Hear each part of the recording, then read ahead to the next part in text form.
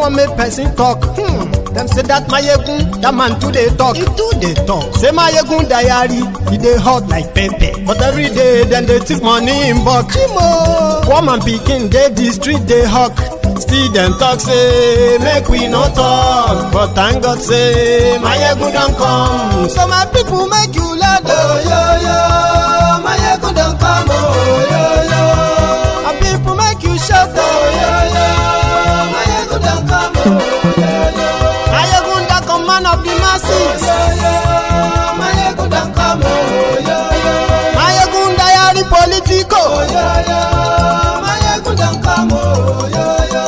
This man not dey off in mind. Oh, yo, yo, Mayegun don't come. Oh, yo, yo. Aha. Na him una don hear o.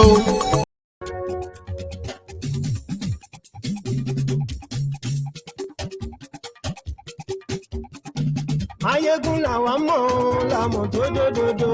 Mayegun diary, Mayegun number one. Mayegun làwa mọ̀ làmọ̀ tó dòdòdò.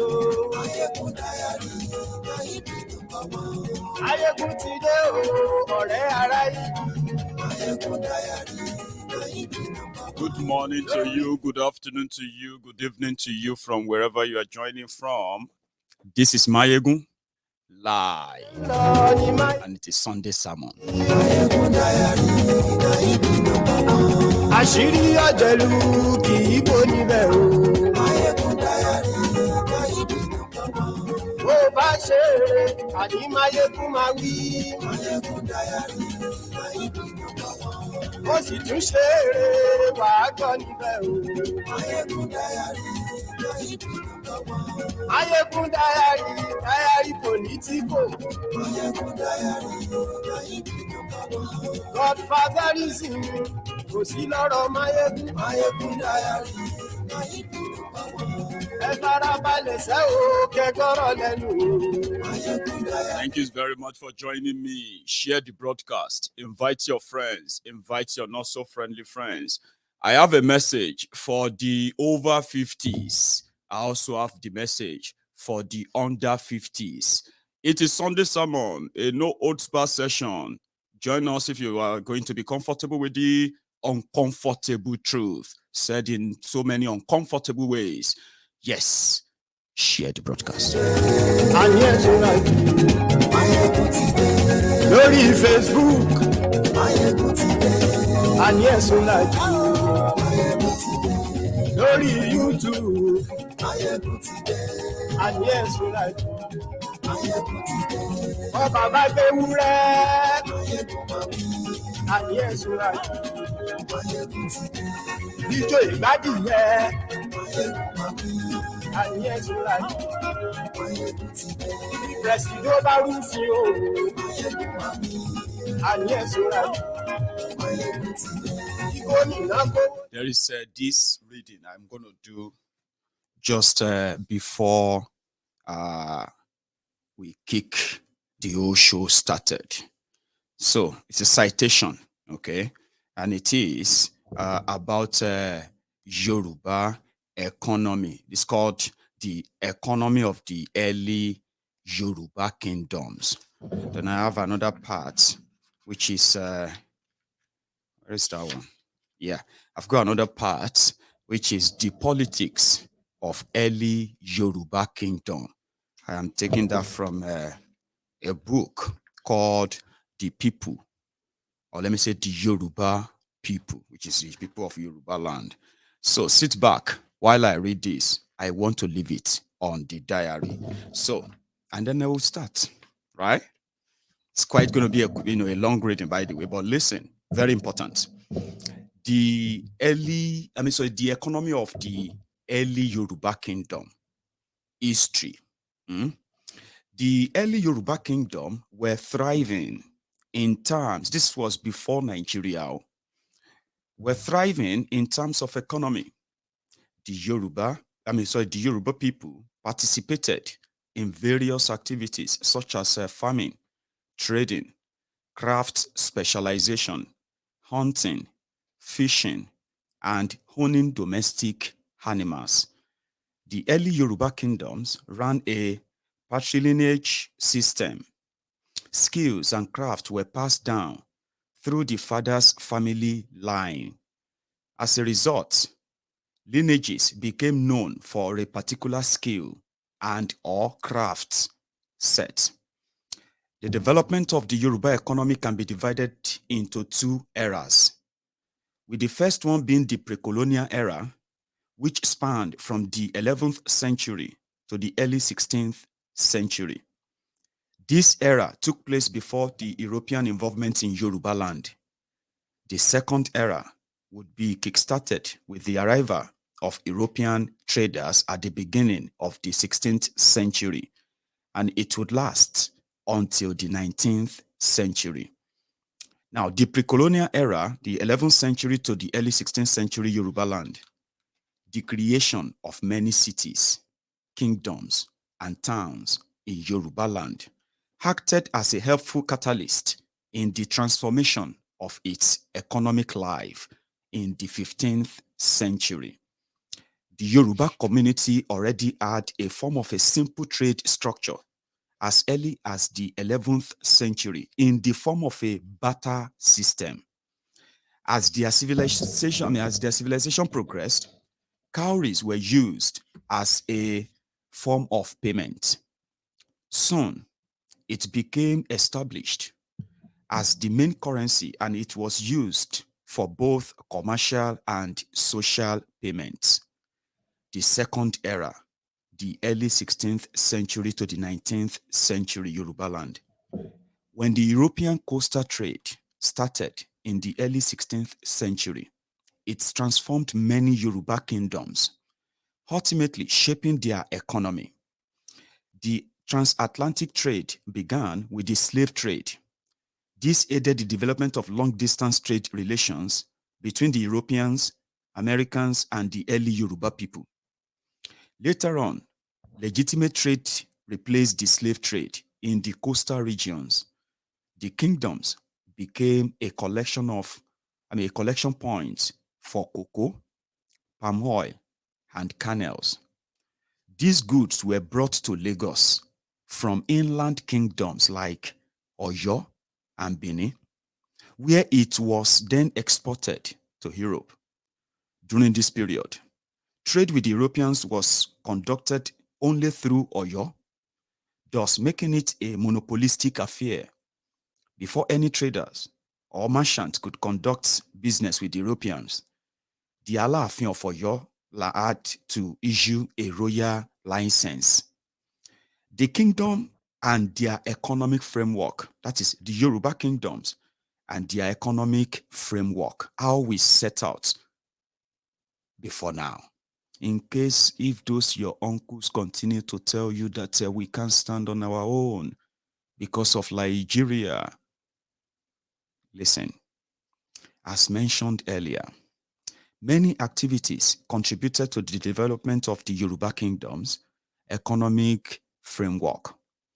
The emergence of the royal cities, kingdoms, and other major towns widened opportunities in other occupations, such as house building, arts, entertainment, priestly occupations, healthcare, and herbal occupations, and perhaps, most importantly, commerce. All this later aided the development of the Yoruba civilization. Now, agriculture. The early Yoruba people carried out many economic activities, but the most predominant one was farming. Communities engaged in the production of crops, mostly for feeding the local populace, but they also did so for commercial purposes. These goods were exchanged or sold for cowries in local and distant markets for materials they could not produce. Agriculture had always been a pillar of the economy, even before most Yoruba kingdoms were created. While agriculture was not the only activities they engaged in, it constituted a large portion of their economy. One reason agriculture thrives in Yoruba land was the combination of suitable soils and adequate rains. This made most of the Yoruba homeland ideal for this activity. However, Not all of the Yoruba lands were suitable for this purpose. There were places with lagoons, creeks, and swamps that were just not suitable for some crop types. These areas were the homes of the Ilaje, Ishekiri, Ijo, and Ikale people. The other belts close to the north, the home of the Ekiti, Owo, Ondo, Ijebu, and Egba kingdoms, produced crops like yam, cassava, and cocoa. Yams also grew well in Ekiti and Akoko. One of the reasons for this was that these towns were located in partly forest and partly grassland areas. This greatly influenced the type of crop produced. For instance, the grasslands were best for cereal crops, mostly millet, maize, and guinea corn, and some beans. Therefore, foods and delicacies made from cereals and beans featured more prominently in the diets of those living there. Oil palm was another crop that was often grown by the Yoruba people. However, these trees thrived more in regions with lightly forested areas. Palm oil and palm wine are the two most important byproducts of this tree, and they were used daily by most Yoruba people.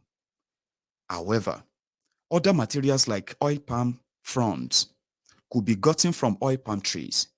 Fronds are the main material used in making roofs, mats, and other craft works.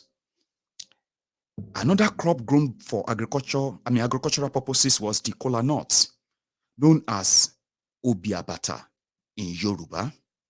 Kola nut grew in all parts of Yoruba land, but the first kingdom to produce it in large quantities for exportation was the Ife kingdom. Later on, the exportation of kola nut would spread to other parts of Yoruba land, like Ilesha, Owu, Ijebu, and Egba. The farming and large-scale production of bitter kola, known in Yoruba as Orogbo, also developed the same way in areas like Ekiti, Oyo, and Ilesha. A particular bean tree grew which yielded a bean called Iru. This bean had a highly sought-after aromatic flavor. Indigo was also cultivated in commercial quantities and used to dye clothing. The early Yoruba people also engaged in livestock farming. In some parts of Oyo, it was common for rich folks to own herds of cattle, goats, and sheep, which they reared and sold. This was done on a larger scale. So the owners required the help of laborers. The workers could have included both paid employees and slaves, and they could have come from within or beyond the kingdom. Most Yoruba people practiced domestic rearing of livestock. However, this was done mainly by women. Some of the livestock included ducks, goats, sheep, pigeons, and chickens, most of which were reared in their homes, compounds, and/or neighborhoods. Some of the rich women had much livestock, which fetched them a considerable income. Now, commerce and trade in Yoruba land, 16th century to 19th century. The Yoruba trade practices put them ahead of other kingdoms, especially over landlocked towns and settlements. As early as the 16th century, there was already an established trade relationship between the Yoruba kingdoms and the Europeans. The region was well diversified in terms of agricultural products, which led to a specialization in production and manufacturing. Also, the Yorubas were blessed with some mineral resources. These specializations boosted the volume of internal trade, leading to increased productivity in the agricultural and industrial sectors. This increased productivity also led to a large number of products being exported beyond Yoruba lands. the Yoruba kingdom became great places to trade, with their women ranking among the best traders in Africa. As productivities increased, long-distance trading surfaced, although the elite mostly carried it out during this period. Each Yoruba city had a king's marketplace, or Jaoba, which was a way to generate, receive, distribute, and send out goods on a large scale. Cash crops and food crops like cocoa, kola nuts, and oil palms were all produced in mass quantities.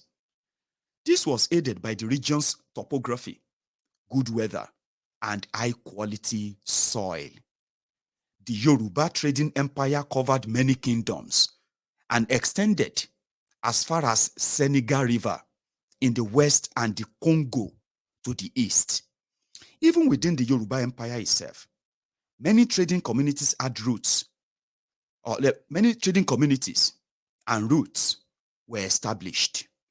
Two good examples are the Hausa and Nupe trading communities. Also, traders from the far north, like the Sahara, became a daily part of the trading communities. The Yoruba held the Nupe and Hausa trader in high regard, and they went out of their way to allocate space inside or close to the palace or marketplace for these traders. As time went on, there was an increase in the number of Hausa and Nupe traders frequenting the Yoruba markets. Since many of the Hausa traders were Muslims, the kings gave them land to erect their own mosque, which was usually close to the marketplace. This made it easy for them to observe their prayer break, as they would be close to their stores and market stalls. Other communities in eastern and southern Yoruba land provided residencies for these foreign traders. Through trade, the northerners were able to spread the Muslim religion to the Yorubas. As you can see, many Yoruba kingdoms, economies, and trade were something to behold back then. We were so sought after. We were the best in the entire Africa. 16th to 19th century, we had a template. We were meant to be great. But somehow along the line, we lost it. We lost our bearing.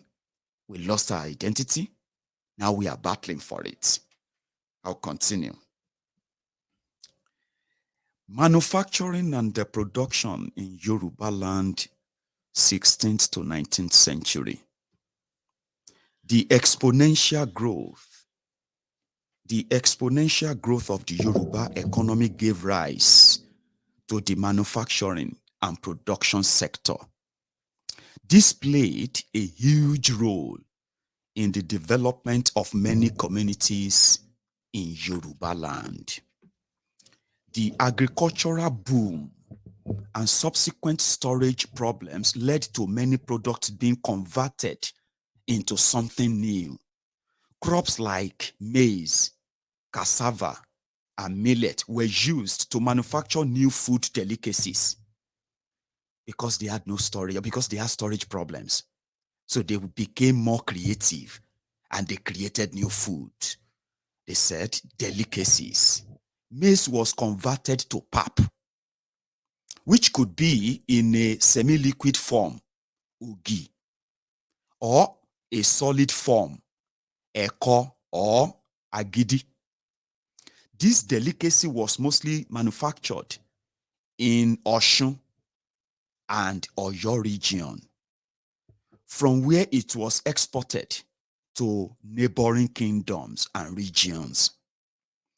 Processing cassava tubers into product was also a productive and lucrative business for all the Yoruba kingdoms. The cassava tuber is still one of the most valuable plants in West Africa. About 250,000 tons of gari, the creamy flavor made from cassava, are prepared in Nigeria yearly. Cassava originated from South America, and it was made known to Nigerians in the 16th century by European colonizers from Portugal while trading for slaves. Its value was not truly known until free slaves started returning in the early 19th century and introduced new processing method for the crop. Cassava is a very versatile product that can be processed into different things, including fufu, a sticky dough, gari, animal feed, starches for gluing papers, and textiles. Gari is the most common byproduct of cassava, and it is made by slicing and grating the tuber, and grating the tuber rather, then soaking and fermenting them for a few days before grinding and finally frying the cassava flakes. Gari has many health benefits because it contains phosphorus, calcium, and riboflavin. The starch in cassava is called resistant starch, which is good for industrial sizing and gluing purposes. The Yoruba kingdoms made a lot of income from cassava byproducts by exporting them to other regions. These are the positive impacts on the Yoruba kingdom's commerce at the time.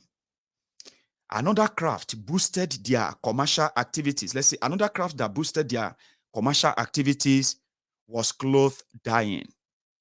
This craft was usually passed from mother to daughter for many generations. Towns close to the Osun Valley were known for their beautiful and excellent dye work. Dyed clothes became an important fashion trend during the Second Era, with the demand for this product increasing across the regions as time passed. Some of the techniques employed in this production process, including tie-dye. This involves tying the cloth into different shapes before dipping it into the dye. The demand for this product significantly boosted the trade of the Osun region. In the early years of Yoruba kingdoms, the production of jasper and the Kalenian beads came into the spotlight, especially in the Oyo and Ife kingdoms. These beads were worn mainly by royals, chiefs, and prominent figures in the society. They were worn on wrists, like this one. Yeah. So,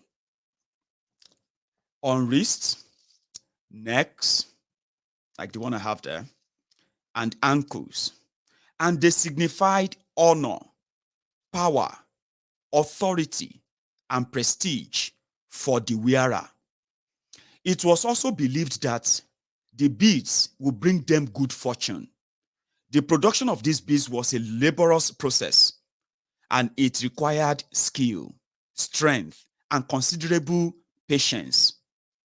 Findings indicate that it could take professionals about 4 or 7 days, with 10 hours of dedicated work each day, for one bead worker to produce a necklace containing 18 to 20 beads. Beads represented one's power, so if someone increased their station, they will wear different beads to show this. Jasper was the preferred gemstone to signify power. Later on, some other gems like carnelian and red and brown chalcedonic courses would come into play. Several varieties of these beads have been found in Oyo, Ile-Ife, Ilesha, and Benin. Due to the importance attached to these beads, they become considerable and valuable, making the production of beads a lucrative and attractive one, thus increasing the economic revenue of the kingdom at large. Now, the involvement of the Europeans and the slave trade in Yoruba land, the economic part of it. The trade relationship between Europeans and African nations developed in the economic era of the African continent. For West Africa, especially in the Gulf of Benin and along its coast, the European merchants had a well-established trading population regulated by intelligent and experienced African rulers.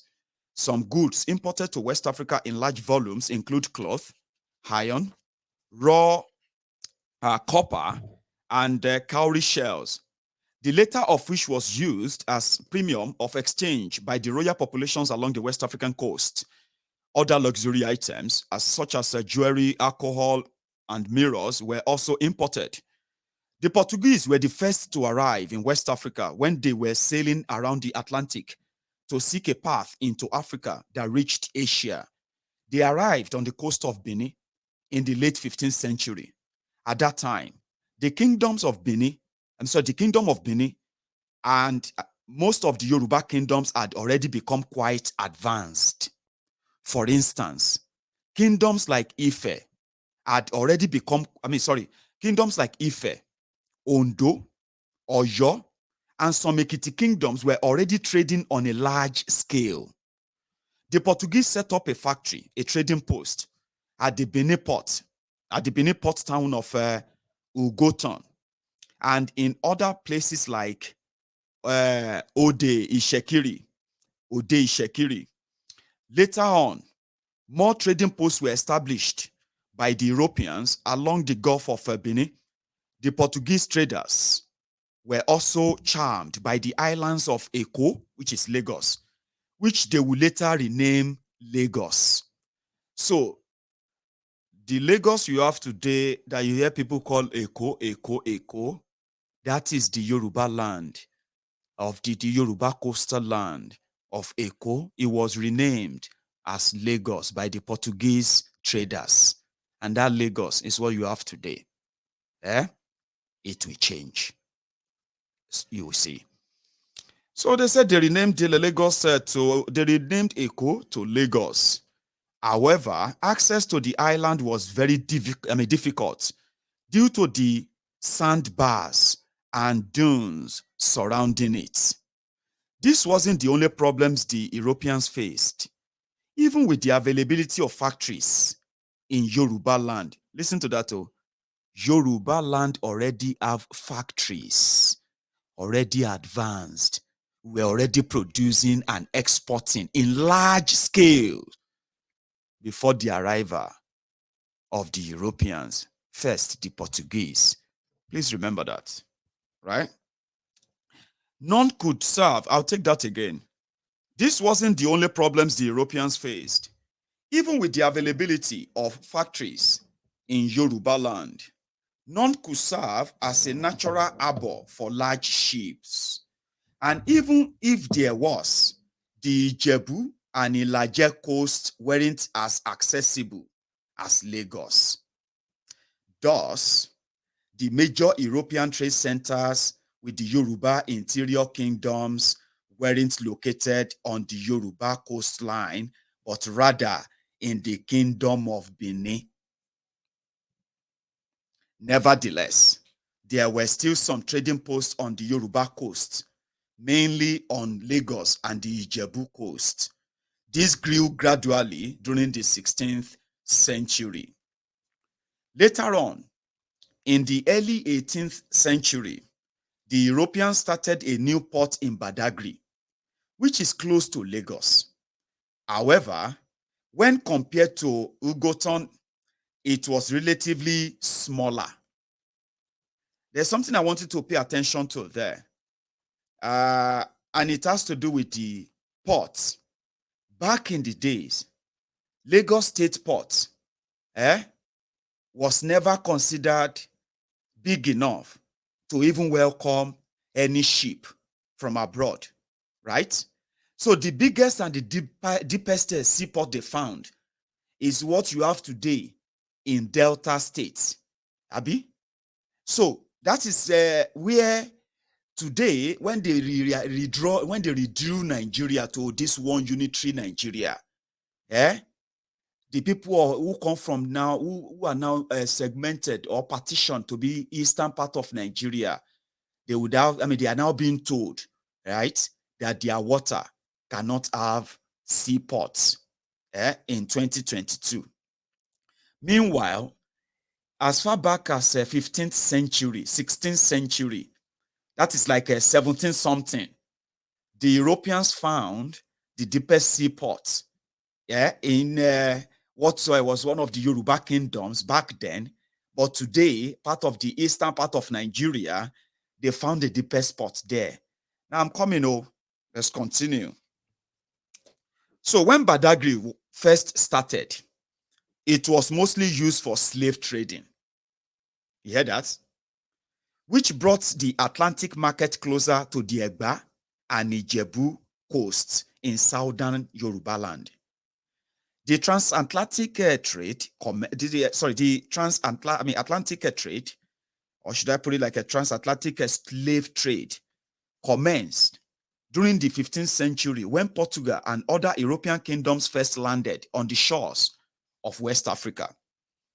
The Portuguese started kidnapping some of the natives of these regions, who were then taken back to Europe and sold into slavery.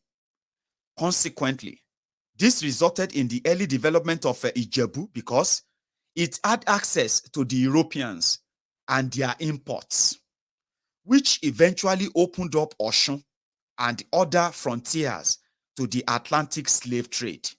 The Ijebu traders were the top transporters of European imports, obtaining mostly cowries, tobacco, and textiles, in particular, damask and silk materials. I think that is what gave the first Ijebu billionaires their wealth, because they were so strategically located that all the imports of the Europeans are being collected and transported by the Ijebus. But let's read more. The practice of slavery had long been established in Europe, as Europeans had established each other for thousands of, as Europeans had enslaved each other for thousands of years. And this practice also already existed in Yoruba land long before the Europeans landed on the West African coast, which is true. In Yoruba land, we were already practicing slavery. There are rich people who had slaves, but Yorubas were not, Ijebus and Yorubas were not selling slaves. But Europeans came, where they wanted to plant a tree. It can't be like say tree, don't they exist there already? Let's continue. So, however, the practice of buying and selling slaves was extremely rare. There are many people who became slaves because of indebtedness. You get what I mean now? But selling people, selling human being was very, very rare before the Europeans arrived. As of then, slaves, known as an eru, were only gotten as spoils of war. Often, the slaves will end up as palace servants or maids. Sometimes the king might reward slaves to the worthiest of his cabinet and some of those who made the conquest possible. Thus, the Yoruba people owned slaves, but buying or selling them was not in vogue before the Europeans arrived. Also, if an eru, a slave, was allocated to the palace, it could have risen in rank, depending solely on his character, loyalty, and strength. In Yoruba land, an eru may have become influential enough to the extent of marrying a princess. The men who didn't serve inside the palace may have been allowed to raise crops of their own on his master's farmland or establish some other enterprise. Of course, he needed permission to do so. Unless he had some serious character blemish, he would usually inherit some of his master's belongings. That is Yoruba practice of eru, slavery, slave and all that. They are mostly what they call the spoil of war. When Yorubas attack themselves, another village, another community, and they conquer them, the people of that village will become slaves in another village. But they are not slaves like they are dehumanized. Do you understand that? Now let us continue. At the peak of the transatlantic slave trade, these Erus, which were obtained through war, were sold as slaves. In the pre-colonial era, there were many Yoruba traders, but few eventually became wholesalers, who were referred to as Alajapa. The meaning of Alajapa, so these Alajapas had rankings, and their leaders formed an association called the Parakoyi. Parakoyi, meaning merchant's guard.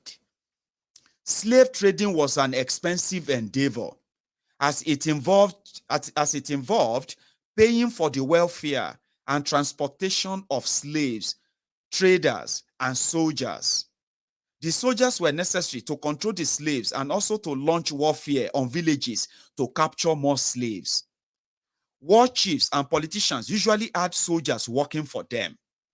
Some of these soldiers were free and chose to work for their bosses. However, the majority of them were usually Erus captured during previous wars. These soldiers were then sent to battle neighboring villages or communities that were known to be weak. After the battle, the war chief would lay claim to 40 to 60% of the slaves captured by the free soldiers, and 60 to 80% of the slaves captured by the Eru soldiers. The war chief could then sell these slaves with the help of traders and Alajapas. The soldiers themselves also made money by selling the slaves to the Parakoyis. The traders would then transport these purchased slaves to the markets and ports to be purchased by the Europeans.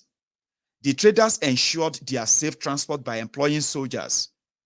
The Europeans, in turn, ensured the capture of slaves by providing weapons to the traders, who proceeded to sell those weapons to the soldiers.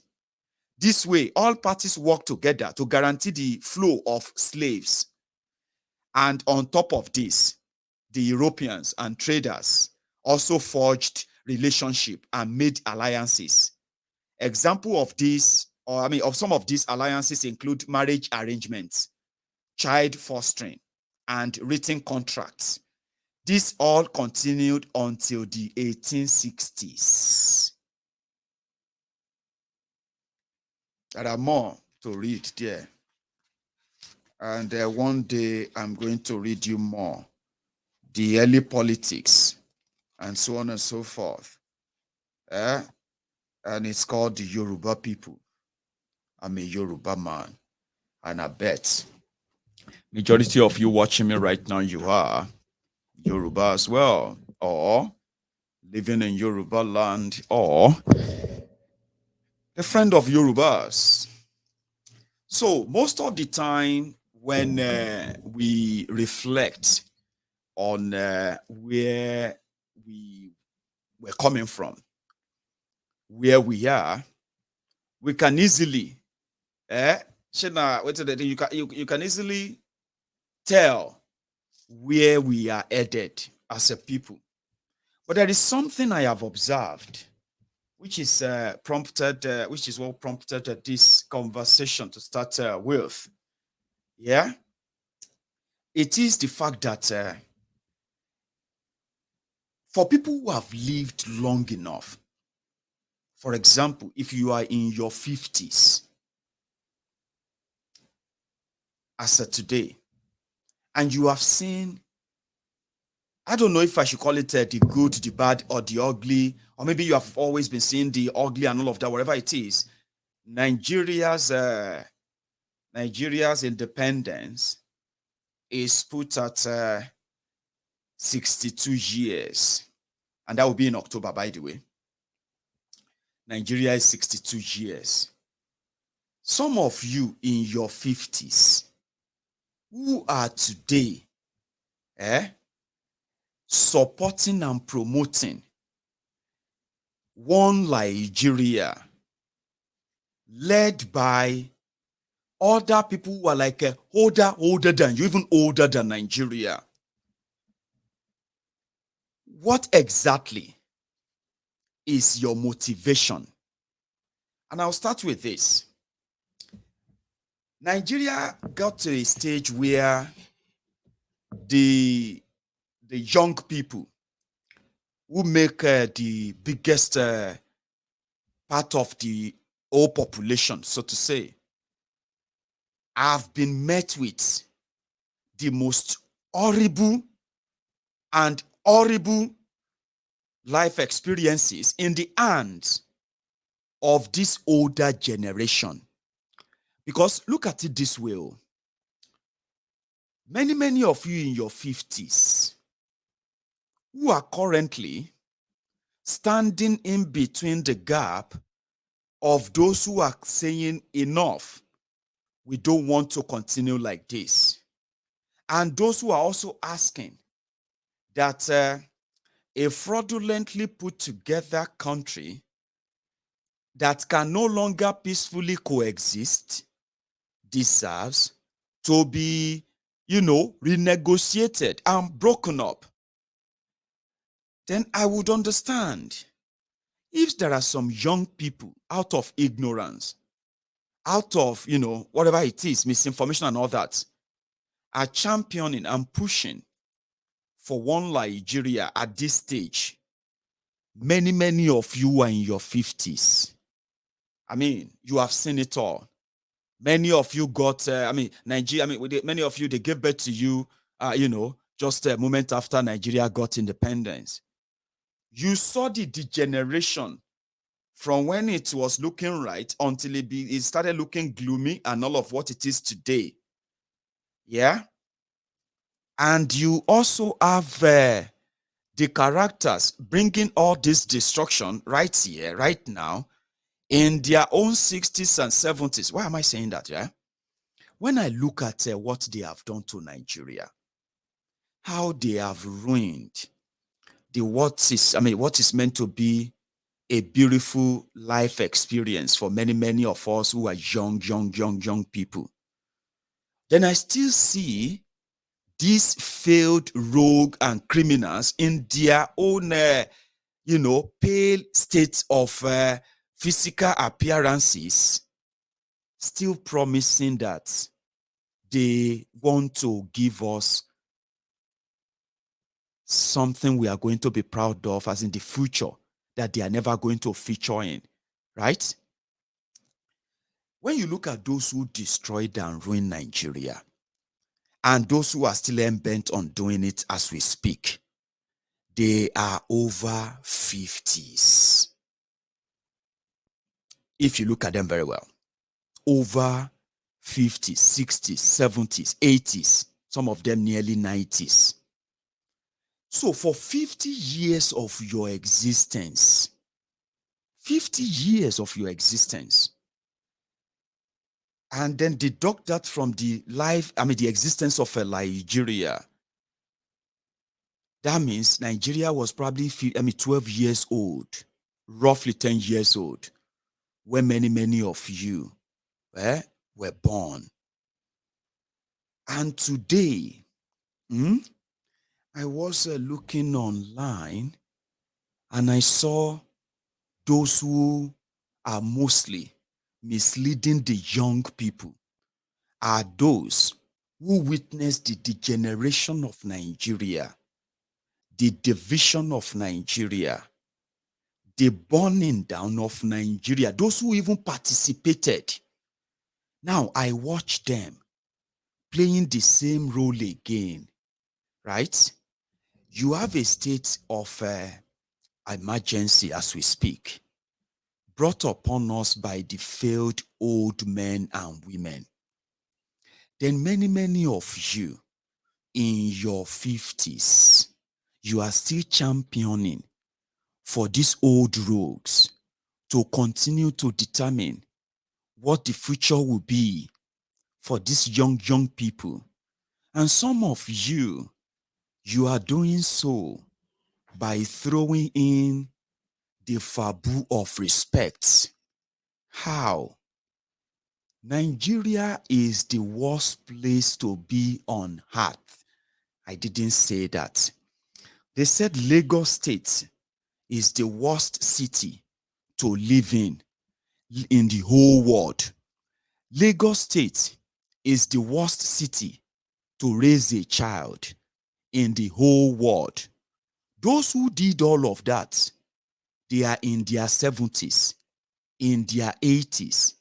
Now, that future they were promising, the young people have discovered that they were all lies. So why am I saying this to you in your 50s? You, all of you over 50s, still promoting this one Nigeria. Is this. You used to be in your own 20s too, Abi. You were once younger, beaming with so much hope, so much expectation and admiration and all of that stuff. And guess those who were in charge of Nigeria giving you those hope? Majority of them are still there. You are in your 50s now, and you are encouraging the young people to listen to these failed rogues and criminals. You are joining them to mislead the young ones. And I ask, your experience shown that even if nobody had any real experience about Nigeria, all of you in your 50s, in your 60s, who are telling the young people to calm down. And when they refuse to calm down, you begin to throw the word respect. That is exactly why I want to talk to you today. What exactly is your motivation? What exactly is your inspiration? What exactly is it that in your 50s, after you have witnessed this failure at this point, many of you are already parents. In fact, you are becoming grandparents as well. Now, you were once those children that you are now bringing to this world, and those who ruined that future when you were in your 20s, 30 years ago. Let's play with numbers. Let's play with numbers. 30 years ago, some of you are in your 20s. Let's say you were 25 30 years ago. Now you are over 55, right? There must be something that you had as hope in your 20s. Today, now you are in your 50s, okay? Right? Whatever, I don't know what it is, right? I can ask, in your own life, what do you call life experience so far, if you want to be so honest, would you recommend another 30 years of your experience and what you have come to know today? Would you recommend that same thing to any young man in their 20s today? Some of you are already doing that, but we call that the Dabimo Sheda. Dabimo Sheda. For 22 years, I'll use that number now. 22 years ago, many of you in your 50s today, jumping up and down for Atiku, who is a 76 years old man, will be 80 years when if he becomes your president. Or Tifnumbu, 86 years old man that is claiming to be 70. If he become your president, he will be 80 years old. Abi? Now that's the future of Nigeria. Now in your own 50, in your 50s, if we take 22 years out of your age right now, would you say this is the Nigeria you envisaged in your 20s? Would you say yes? Would you beat your chest and say, this Nigeria should continue so that in 30 years' time, your children should experience similar thing? Well, some said since selfishness and self-centeredness is not something that people are ashamed of anymore. So let me help you here. Let me help you here. I am under 50 and I am worried for my future. You know why? The people in their 50s, the people in their 60s, the people in their 70s, they are the ones in charge of Nigeria for the past 22 years in the recent history. Now, what they have done in the last 22 years is to create poverty capital of the world, where more people are now living in poverty, which is now the breeding ground for different kind of crimes, short lifespan, which has also increased the death rate as well. In 22 years, this older generation, they have destroyed healthcare system, no policy on healthcare, no real one that is a healthcare coverage, no health facilities that they are really building for the people. For 22 years, majority of these old failed rogues, who they said that we should respect, failed old rogues, they have not built one single health center that can take care of their own health in 22 years. That is what they gave to me. That is what they gave to you. In 22 years, they destroyed education and destroyed the means of true empowerment for the people. Education is the biggest tool you can give to any child if you want them to succeed or fail in life. It depends on the type of education you give to them. For 22 years, these people destroyed this 50, 60, 70, 80 years old people in charge of Nigeria, from local government to federal level. For 22 years, they destroyed healthcare.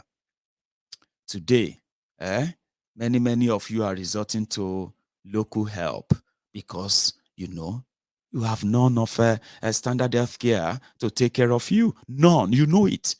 And if you have to go for one, at least at all, you know you can't afford them because they have made you poor intentionally, right? Now, that's the job of these 50 years old, 60 years old, 70 years old, 80 years old people in charge of Nigeria, okay? They destroyed education to the point that they have to send their children abroad to go and get the better standard education that is better than what they are offering you back in Nigeria. Do you know the saddest thing? Now, they fail to invest in education in Nigeria, invest in educational infrastructures in Nigeria for the common man to at least be able to fend for himself or herself. One Nigeria denied that, destroyed all of that. Now, their children that they are investing these billions and billions of your money on to acquire education, these children are not even coming back to Nigeria to add any value to Nigeria.